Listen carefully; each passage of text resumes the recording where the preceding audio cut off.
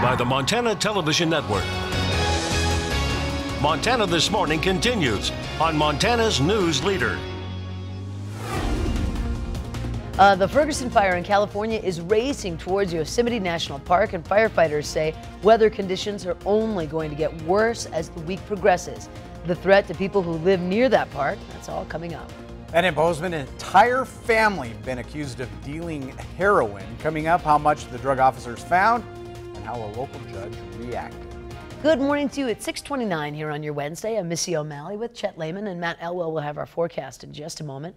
Top story for you now. There is no end in sight as a wildfire near California's Yosemite National Park continues to grow. Forecasters expect nothing but hot and dry weather going into next week. In the meantime, the Ferguson Fire continues to grow, reaching more than 13,000 acres yesterday.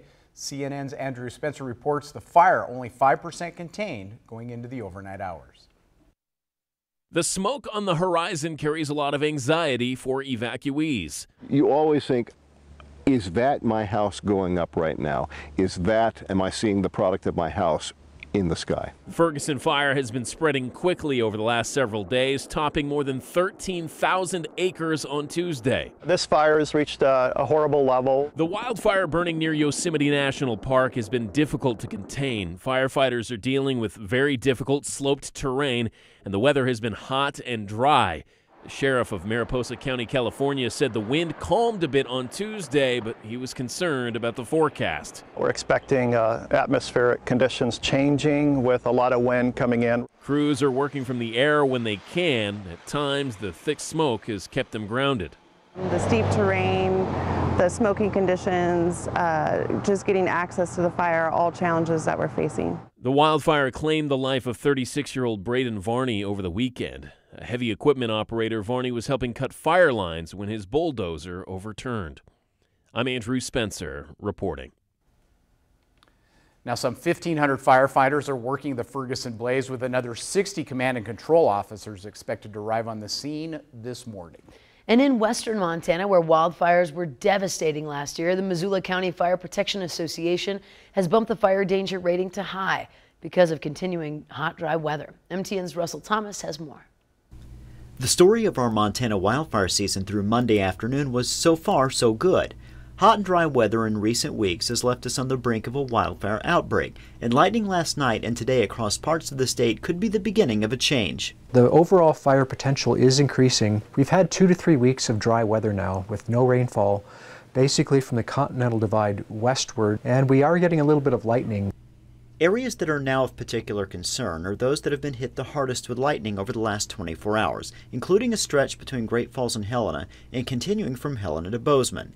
Another spot to watch is southwest Montana into Idaho as winds increase on Tuesday and Wednesday, spreading potential lightning-induced fire starts. Richmond says coming weeks in the near future are promising, but can't promise anything beyond that.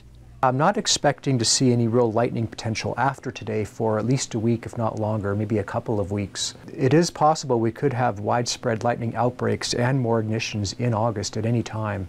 Even eastern Montana, where rain has been more plentiful, has reason for concern as growth quickly dries. The accumulation of grasses that will be drying and curing as in the next few weeks will be very heavy, and that can create very intense fire behavior. Now, it is possible we could skate by this fire season without a peak if lightning stays away, like it did in the very dry summer of 2013. Even then, humans will play a large role in determining what kind of fire season we ultimately have.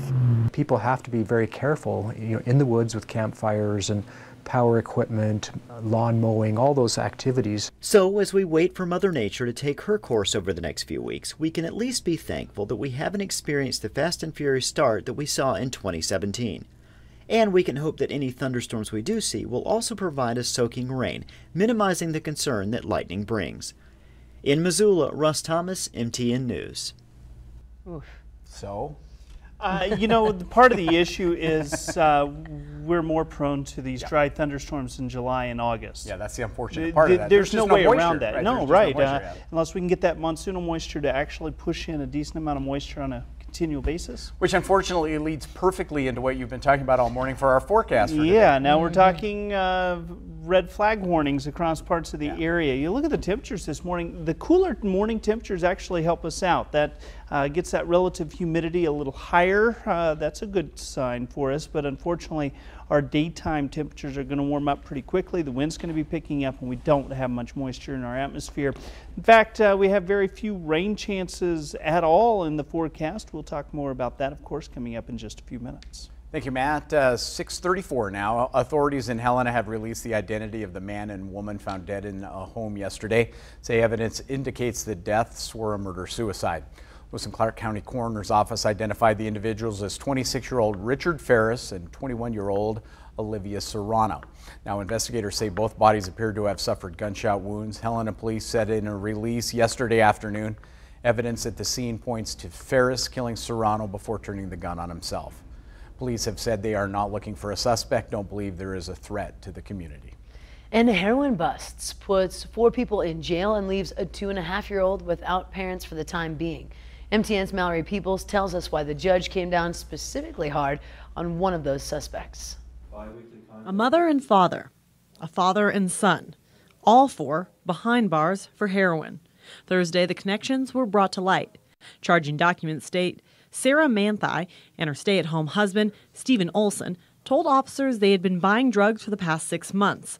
In court, the state prosecutor named those drug dealers, Father Kyle Brooks and his son, Ian Brooks. The 2 were pulled over this week on a traffic stop.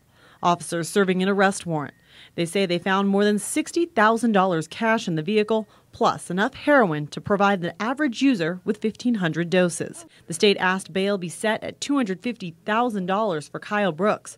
The defense asked for $5,000, but the judge went far higher. The egregious nature of the alleged offense and the safety risk it poses to the community. Setting bail for the senior Brooks at $500,000.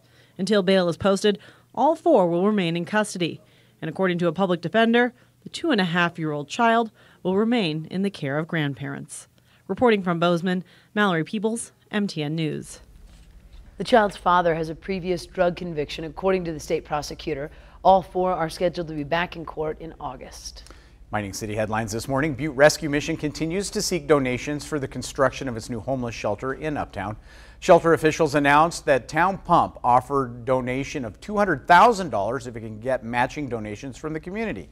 Mission wants to place its new shelter facility on this property at East Platinum Street by this fall, but still needs help from the public to get that shelter in place. The modular units which are going to house the shelter are going to be delivered in the next 3 weeks. And our target date, I believe, is October 8th to be up and running full steam ahead. Mission spent the past year trying to get the shelter up and running again after the previous shelter was closed due to fire code violations. We're going to continue to follow that story. Absolutely. For the time being, we must take a quick time out. In a moment, when Montana This Morning returns, we have the latest on a Russian woman charged with acting as a foreign agent of the Kremlin, a conspiracy against the United States. But first, here's Gail King with a look at what's coming up at 7 o'clock on CBS This Morning. Good morning. Ahead on CBS This Morning, we'll hear from the boys who were rescued from that Thai cave for the first time as they get released from the hospital. Yay for that. And we visit one of the summer camps embracing facial recognition technology to help parents check in on their kids, how it works, the potential privacy concerns. We'll see you 7 o'clock on the dot.